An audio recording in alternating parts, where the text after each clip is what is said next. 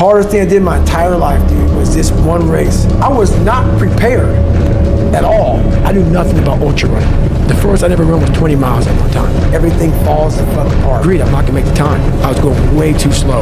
I was out of it. I was in the worst pain in my entire life. I was, to me, on the brink of death. Goggins is described as one of the toughest men on the planet. Who's gonna carry the boats and the logs? It's you against you. You against you. And if you misunderstand that, you have a real problem. The problem is you. And you don't want to fix it. It's not a rare occurrence, but a unique one, that the toughest is brought up a considerable amount of times. There are many contenders for the toughest, but none compare to this level that have been exemplified, the superhumans of this world. Seen in comics, they say. Not new to the social space, as his name has popped up numerous times. Nicknamed the toughest man alive. Stated to be the toughest man to step foot onto this planet or to mankind. Goggins is described as one of the toughest men on the planet. He is an idol to those who want to improve and better themselves, proving, if you set your mind onto goals, you can accomplish anything. It's not just bold statements that he is built different, but shown through his accomplishments, achievements, and accolades. He is an ultra-endurance athlete and former Navy SEAL. Been in many competitive races and broken many records. He is not called an ultra-endurance athlete for no reason. Former Navy SEAL who completed SEAL training, Army Ranger, school, and Air Force Tactical Air Controller training, and being the only member of the U.S. Armed Forces to complete all three programs. He's the only man in history to complete elite training as a Navy SEAL, Army Ranger, and Air Force Tactical Air Controller. He's also an ultramarathon runner with more than 60 races under his belt. Navy SEAL is already considered extremely difficult and often described as brutal and widely recognized as the most challenging military training program in the world, with Navy SEAL having a high dropout rate, ranging between 70% to 85% dropout rate per class. Like the absolute lowest form on earth, and you really got to find it within yourself to say, you know I can do it, I know I can finish it, I know I can do anything they throw at me. That's where it builds character. If you find out if you got it in yourself, if you can just block everything out and just focus on that brass ring, of getting through this 6 months. But he did of hell. what was considered impossible to the norm and to the ones who don't make it. Outer body human potential that can't be reached by the norm. Only someone who can push themselves to the limit of their capabilities can manage to strive to complete. Disregarding his health, and even when the body can't do any more, his will to continue pushes him to. I have some crap coming out of me. I was out of it. I was in the worst pain in my entire life. I was, to me, on the brink of death. Will to continue pushes him to go even further beyond. But he did it. Completing marathons he had never trained for or done in his life. Doing it all under record timing.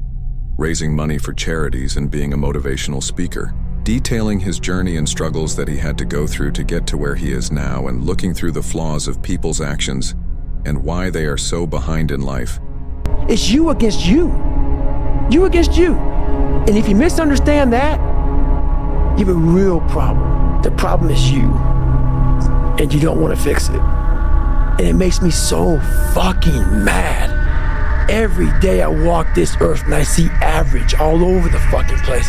And they want to ask me, how did you do it? I can't tell you how, because you're not going to do it.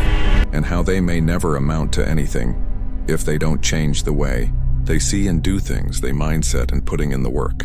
A very solid core structure of his push factor is the voice in his head. Even though people may not believe it, because I cuss, I believe in God big time. I've had this voice in my head since I was a young kid, so what trained me was that voice. And I'm not gonna go God on you right now, because I don't care if people believe in God or not. That's not my place. I'm not here to judge you. You have your own life and your own things to deal with. This voice in my head guided me to the spot where I'm at today. But it wasn't always like this. David Goggins is a retired Navy SEAL, endurance athlete, motivational speaker, and author known for his extreme mental and physical resilience. His life is a testament to overcoming adversity and pushing human limits. David Goggins was born on February 17, 1975 in Buffalo, New York. His early life was marked by extreme hardship. He and his mother lived with his abusive father, Goggins, who ran a roller skating rink. Goggins and his mother endured severe domestic abuse, and they eventually fled when he was around 8 years old. On Paradise Road. Yeah, I We read lived that. on Paradise Road. And it Wasn't so paradise. No, it was anything but paradise, man. You know, once those doors shut, Yeah. you know, my dad gave everybody a different view of him. He wore the nice tailored That's right. suits. He smiled. That's right. Yeah. Your dad's amazing. Those doors shut, man, and the devil himself came out. So it was rough. I'll never forget this. I'm about 7, 8 years old, and I hear some ruckus outside my room, and my dad is smacking the hell out of my mom and knocks her almost unconscious. My dad got her hair, drug her down the stairs by her hair. In my mind, I was always afraid.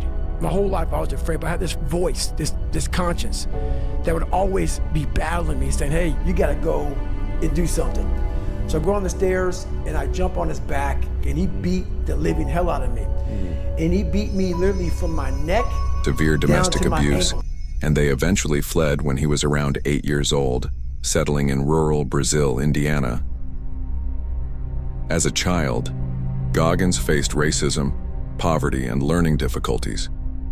He struggled with obesity and a lack of self-confidence. He developed a stutter and was diagnosed with asthma and sickle cell trait. When I was about 8 years old, we moved to a small town in Brazil, Indiana, and that's when the real war started for me. There was about maybe 10 black families at about 10,000 people in the town.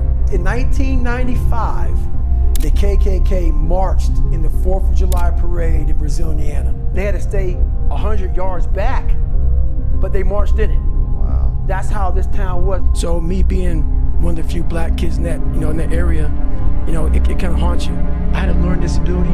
I was stuttering. I was battling so much shit that I never even told my mom about. One time this person drew a picture of me and, said, we're gonna kill you on my Spanish notebook. And I took it to my principal. And the best advice he can give me, God help his soul, was this. They're ignorant. They spell Niger. School was difficult, and he barely passed after high school. Goggins initially attempted to join the Air Force but dropped out of pararescue training due to sickle cell complications.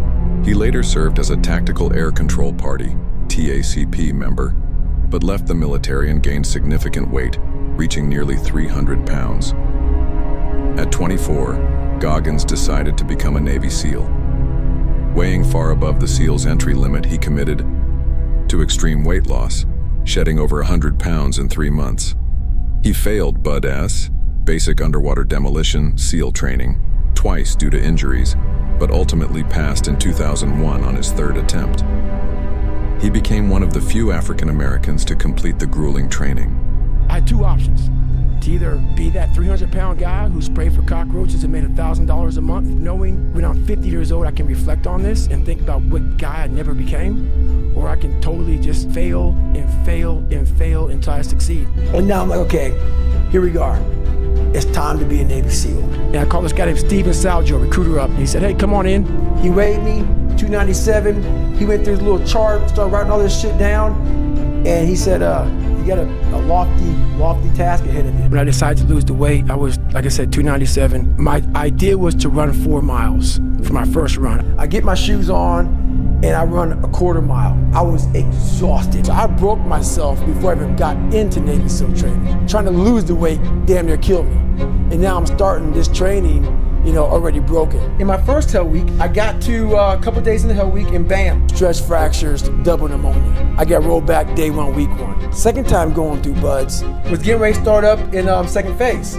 Broke my knee, got rolled back to day 1, week 1. And then I went through my 3rd time. 3rd Hell Week, we had a guy die on Thursday. How did he die? Pulmonary edema. His name was John Scott. It cold as fuck Hell Week. The Pacific Ocean's never warm. And it rained the whole time. The whole time it just rained. And he pretty much just drowned in his own fluid, pretty much. We were in the pool doing some evolution. He sunk to the bottom, and he ended up dying in Hell Week. They gave me my 3rd time, was my last time going through Hell Week. I had numerous stress fractures on both of my legs because my body was literally like coming in on itself. I was pronating really bad. Right. And people say, why did you do that? Is either that or not become a Navy SEAL. Goggins later served in Iraq and Afghanistan and also trained as an Army Ranger, graduating from Ranger School in 2004 with the Enlisted Honor Man distinction. After losing several comrades in a 2005 helicopter crash during Operation Red Wings, Goggins turned to extreme endurance events to raise money for the families of fallen soldiers. As we reported, it does appear that the chopper was shot down. 17 American troops were on board. It now appears that 17 American soldiers were lost when their helicopter was shot down by enemy fire. I went to training with most of these guys, so I had the bright idea to raise money. I wasn't gonna do a hot dog or hamburger sale. I was gonna do something that people would be attracted to. All these guys died, they all had kids. I want to raise money for the Special Operations Warrior Foundation. It's a foundation where 100% tuition goes to these kids to go to college, full tuition, whatever. So I found this great foundation. I'm gonna raise money for it. So when I called the race director up, Chris Kosman, I'm like, hey, I would like to do this race to raise money for a foundation. He goes, have you ever run 100 miles? And I was like, in a week, or like what are you talking about? He goes, no, like in 24 hours, because that's what you gotta do to qualify. Despite having no prior experience, he ran 100 miles in under 19 hours at the San Diego one-day ultramarathon. His endurance achievements include Badwater 135, one of the toughest foot races on earth, completed multiple times; Leadville 100 and Western; States 100, two of the most difficult ultramarathons; world pull-up record. In 2013, he set a Guinness World Record for 4,030 pull-ups in 17 hours, Ironman triathlons, and other extreme races. Throughout these feats, he faced severe health issues, including heart surgery to correct a congenital defect. So anyway, I'll go sign up for this race. I start running, and I get to about mile 40, mile 50, and I'm feeling pretty good. I get to mile 70, and it was the worst pain of my life. I sit down and everything falls the fuck apart. I was all dizzy and lightheaded, hadn't gone to the bathroom. I literally start to turn white. And when a black guy turns white, you're pretty fucked up. Goggins has become a sought-after motivational speaker, working with professional athletes, Fortune 500 companies, and military groups.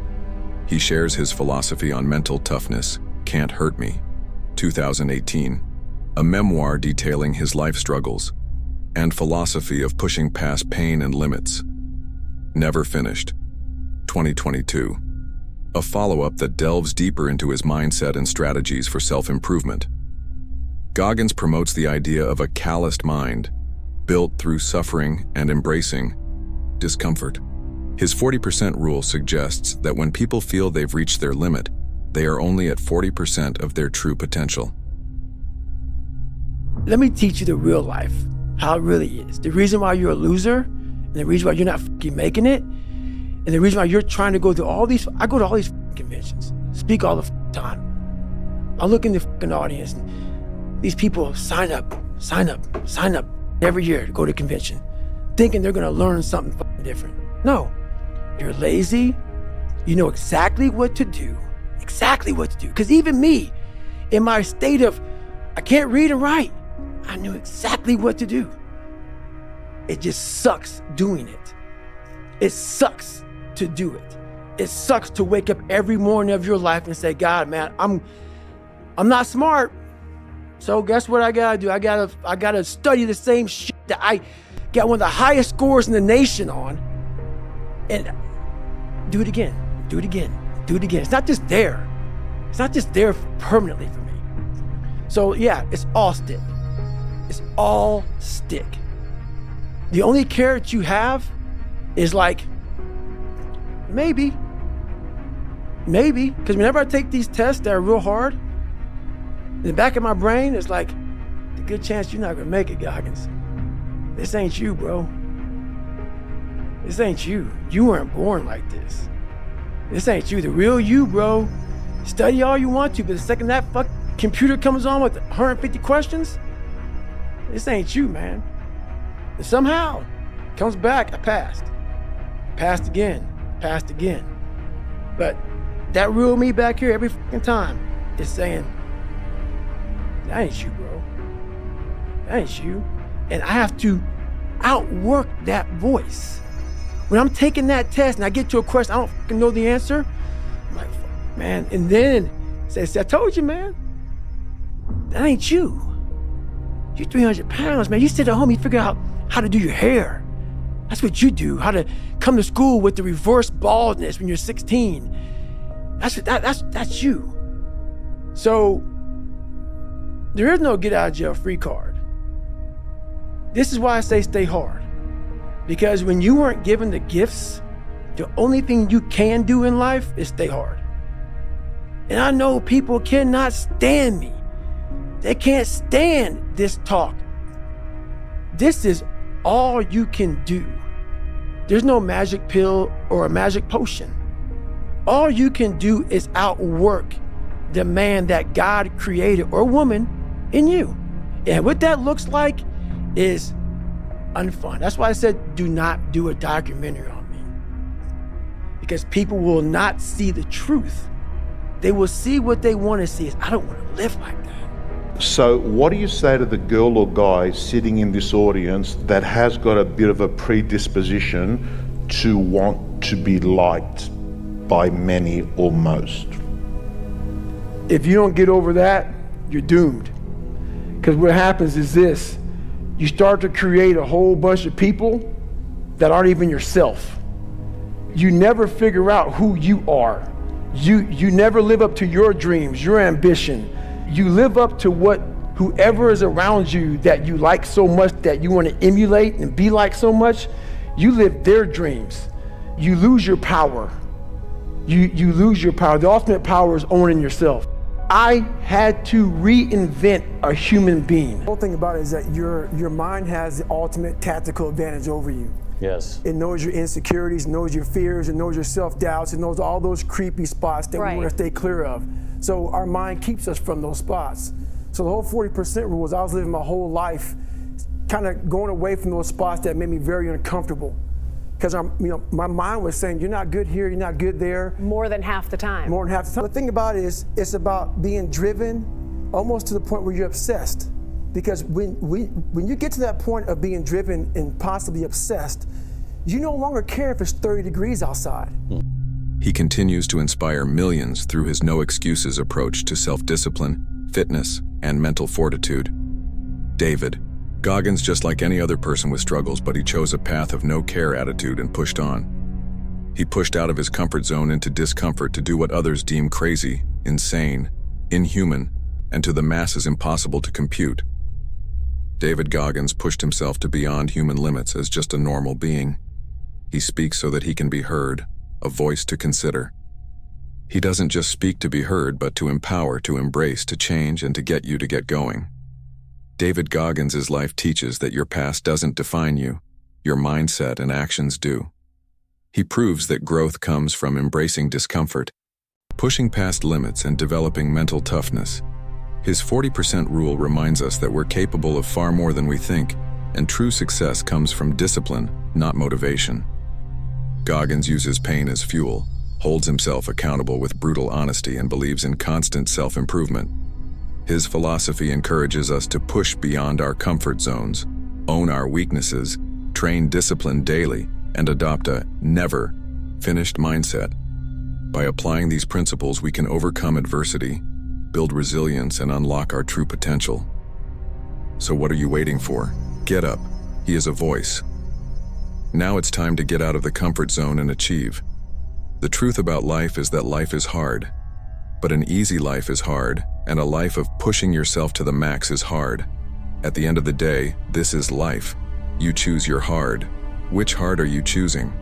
To go, I dropped the weight and I went back to recruiter. I got into that class. I'm in SEAL training now. Amazing. The war now can begin.